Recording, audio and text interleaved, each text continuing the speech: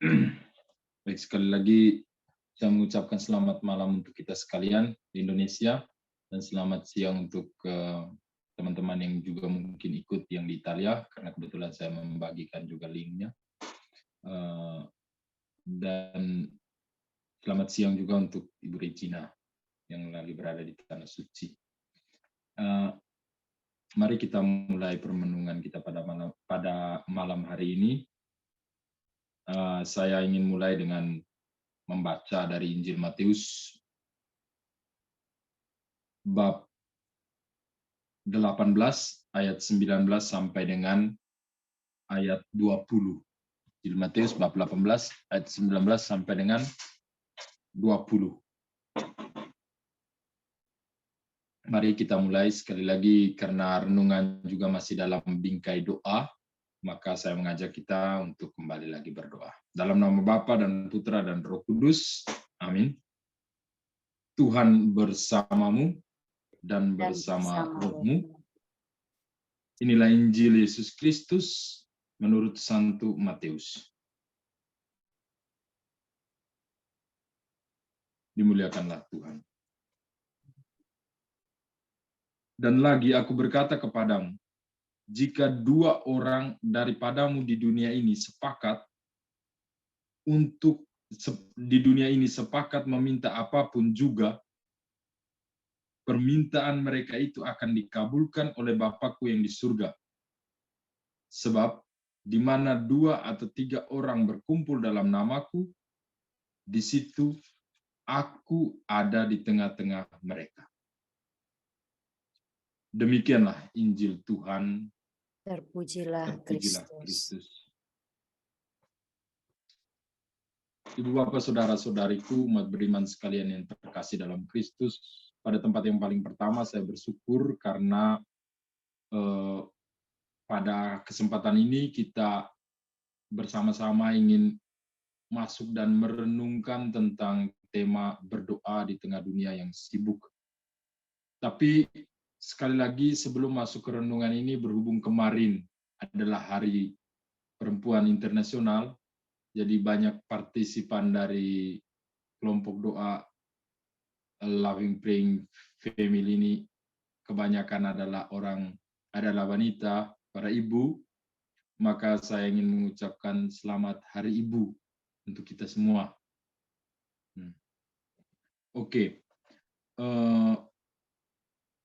Ketika kita kembali ke Injil pada hari ini, memang Injil pada hari ini yang kita renungkan hanya 2 ayat, yakni ayat 19 dengan ayat 20. Namun ada 2 hal yang penting dari Injil ini, yakni berbicara tentang doa bersama, di mana 2 atau 3 orang berkumpul. Logika sederhananya lebih dari 1 orang. Walaupun ada perbedaan di antara 2 atau 3 orang itu, tetapi Tuhan Yesus mengajak agar selalu berkumpul, agar selalu bersatu. Ini adalah salah satu karakter fundamental, karakter penting dari hidup menggereja, yakni bersatu. Dan hal yang kedua dari Injil, menarik bahwa Tuhan mengatakan, jika kalian sepakat untuk meminta sesuatu, sepakat atau setuju merupakan tindakan bersama, yakni untuk memohon, untuk meminta. Namun sesuatu itu apa? Saya sedikit bolak-balik kitab suci atau Injil dalam bahasa Latin.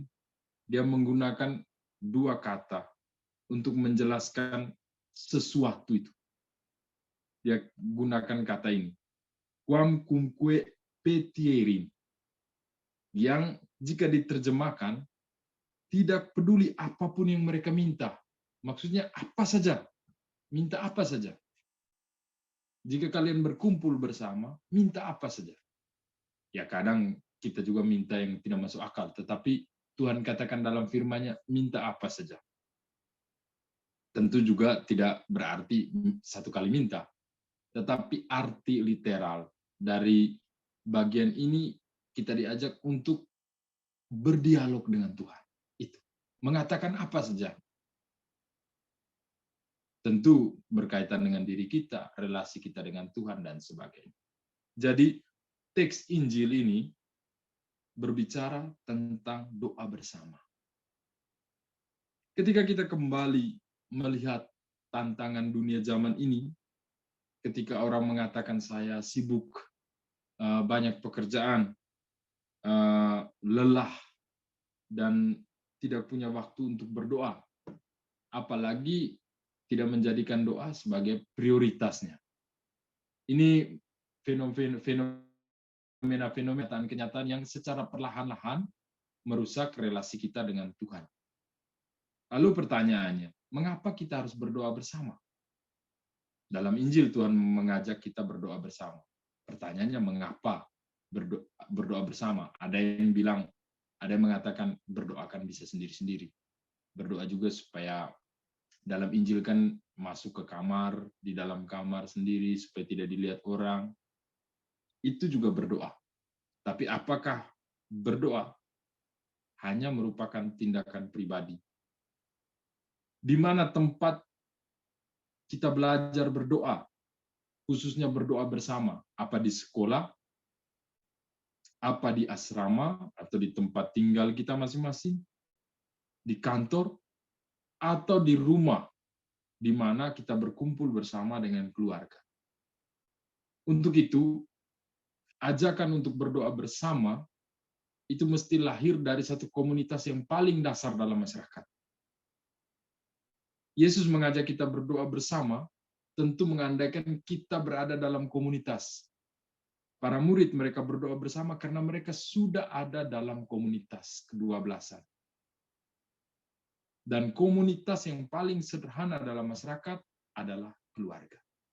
Dan dalam gereja juga komunitas yang paling kecil, yakni keluarga.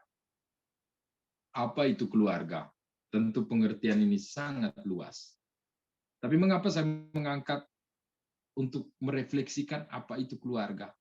Karena di zaman ini dengan berbagai macam perkembangan yang mengarah kepada sikap materialistis, hedonistis, konsumeristis, maksudnya lebih banyak mau menikmati, belanja, dan ketergantungan terhadap barang-barang, itu membuat kita dapat mendefinisikan secara baru keluarga itu sebenarnya apa. Misalnya kita punya telepon genggam setiap hari, tidur juga dengan telepon genggam, di mobil juga dengan telepon genggam. Bisa jadi telepon genggam itu kita punya keluarga. Itu definisi tentang keluarga sedikit mengalami pergeseran ketika kita menempatkan apa yang sebenarnya bukan merupakan hal yang prinsipil dalam hidup. Dan kalau kita melihat dalam sejarah iman, dari awal Tuhan menciptakan manusia sebagai sebuah keluarga, Adam dan Eva. Sebagai sebuah komunitas. Dia mengatakan tidak baik kalau manusia itu seorang diri, maka dari tulang rusuknya dia ciptakan seorang yang lain. Bukan soal mereka berpasangan, laki-laki dan perempuan, tapi satu komunitas. Dan dari awal, dari karya penciptaan, Allah ingin agar manusia itu hidup berkomunitas. Bukan hanya menciptakan manusia, tetapi sebelum menciptakan manusia, Allah menciptakan komunitas semesta yang kemudian membantu manusia untuk hidup. Jadi dari awal, sejarah keselamatan manusia, Allah menciptakan komunitas. Dan Tuhan Yesus juga lahir di dalam keluarga, lahir dalam satu komunitas. Sebelum Tuhan Yesus lahir, melalui malaikat Gabriel, dia menyatukan Maria dan Yosef. Ini satu keluarga. Malah selama berpastoral, Yesus memiliki keluarganya, yakni para murid, wanita-wanita dengan karisma mereka, dengan kesediaan mereka untuk membantu Yesus. Mereka membentuk satu komunitas. Tuhan juga memiliki keluarga dan dia sangat care terhadap keluarganya. Bahkan bagi Tuhan Yesus, mereka yang mendengar dan melakukan firman Allah itu adalah keluarga. Ketika kita mendengarkan bacaan Yesus mengajar di Bait Allah dan kemudian ibu dan saudara-saudaranya datang, mereka katakan bahwa ada ibu dan saudara-saudaramu di luar. Yesus katakan, ibu dan saudara-saudaraku adalah mereka yang mendengarkan dan melaksanakan firman Allah. Yesus memberikan arti yang kuat bagi keluarga.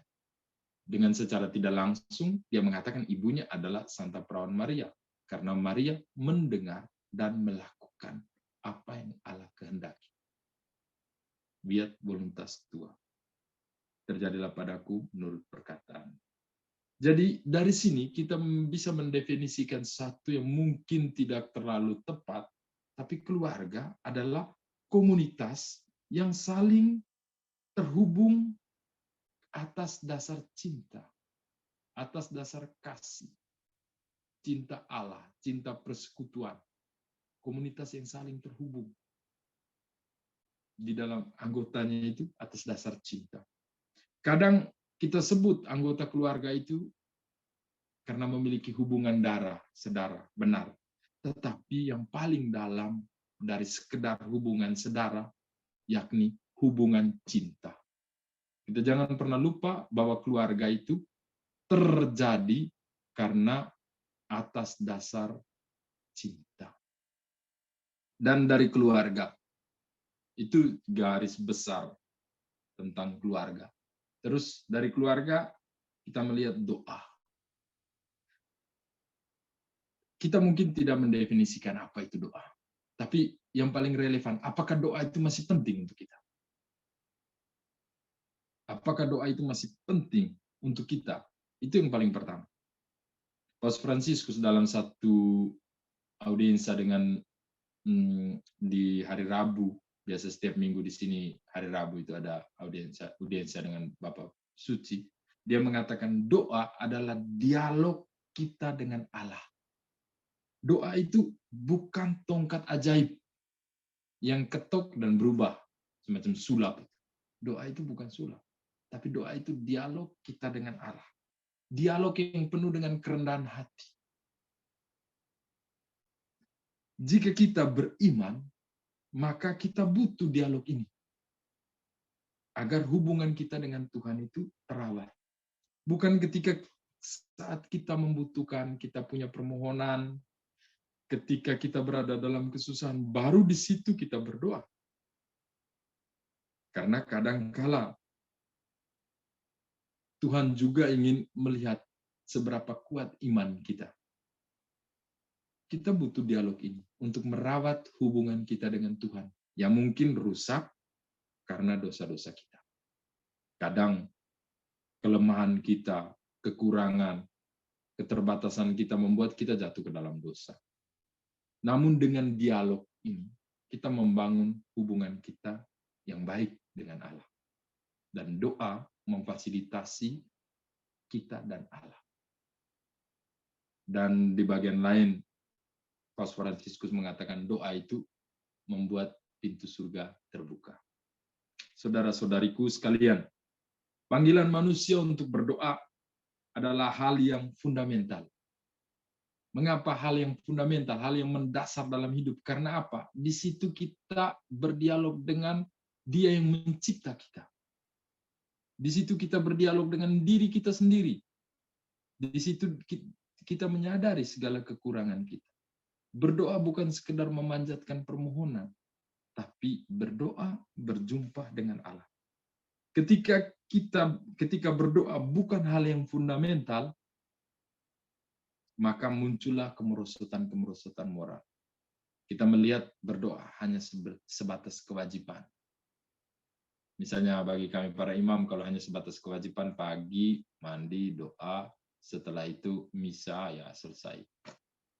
Tapi berdoa ketika menjadi satu dialog, selalu ada kerinduan untuk pergi dan berdialog dengan Tuhan. Walaupun dalam keheningan, walaupun terkesan diulang-ulang seperti litani. Diulang-ulang. Doa kontemplatif, doa yang diulang-ulang. Tapi itu untuk apa? Untuk membangun dialog kita dengan Allah. Untuk mendapat rahmat dari Allah.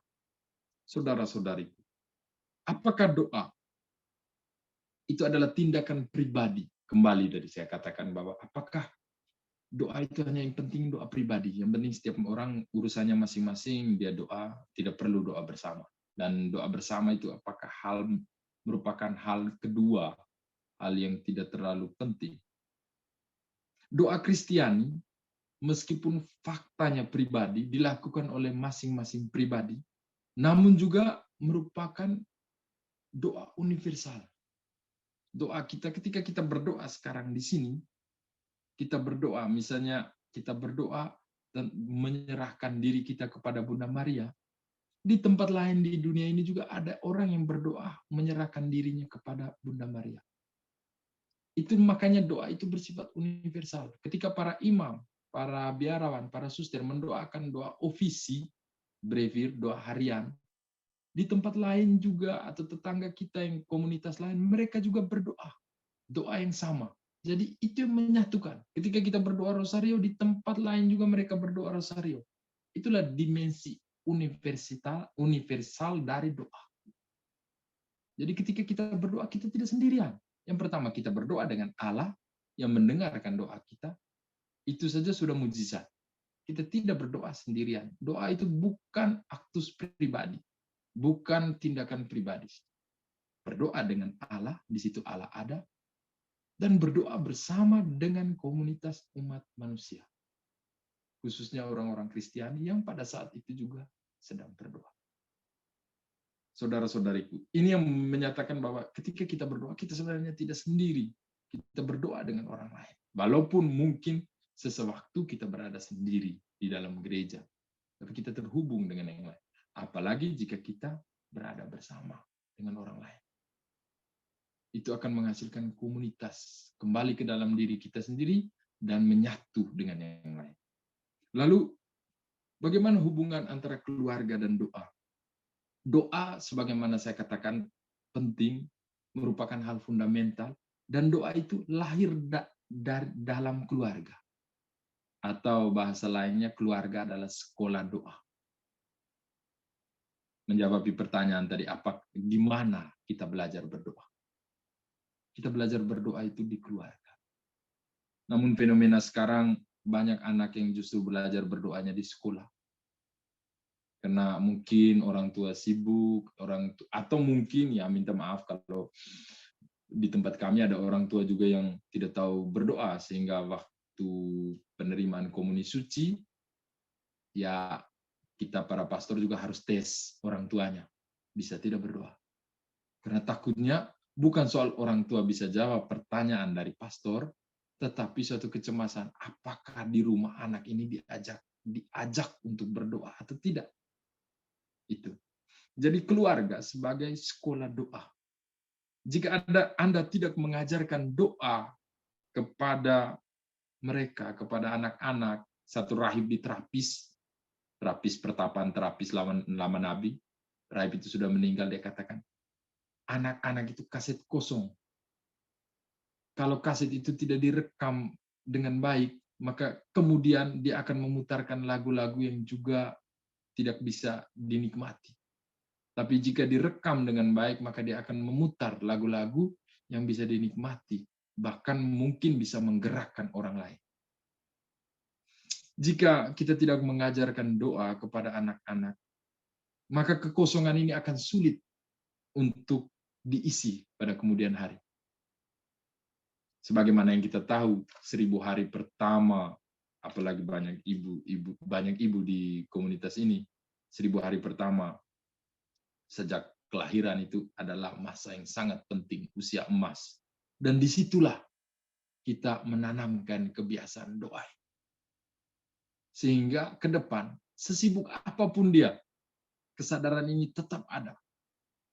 Meskipun dia dengan berbagai macam, mungkin di mobil dia berdoa. Di sini beberapa kali saya ikut dengan para pastor di Italia. Saya senang ketika dalam mobil mulai kita berdoa rosario, kita berdoa brevir. sehingga tidak melihat bahwa kesibukan itu menjadi halangan untuk kita berdoa. Kembali lagi, karena doa itu dialog dengan Tuhan, jadi ketika dalam mobil bersama-sama sementara berbicara, oh sudah jam, bagaimana kita berdoa dulu ya? Kami mulai sudah dengan berdoa. Satu yang menyetir, yang lain mulai mengambil rosario dari sakunya, lalu berdoa. Kebiasaan-kebiasaan ini menurut saya itu sangat bagus. Karena apa? Melihat doa sebagai dialog. Pada tempat yang sama, mengagumi kemahakuasaan Tuhan. Dan penginjilan tergantung, penginjilan, pewartaan itu tergantung pada pertumbuhan doa dalam keluarga. Itu kedepannya itu sangat tergantung dari situ. Sehingga ketika anak itu bukan supaya anak itu harus jadi pastor, anak itu tidak, tetapi untuk merawat iman. Jadi harus ada kebiasaan-kebiasaan yang dibangun. Idealnya seperti itu. Kita juga mendoakan keluarga-keluarga yang sedang berusaha untuk membangun kebiasaan-kebiasaan ini. Apakah yang mengikat keluarga untuk berdoa? Apakah yang mengikat kita untuk berdoa? Salah satu pertanyaan. Yang mengikat kita sebenarnya yang paling pertama, yakni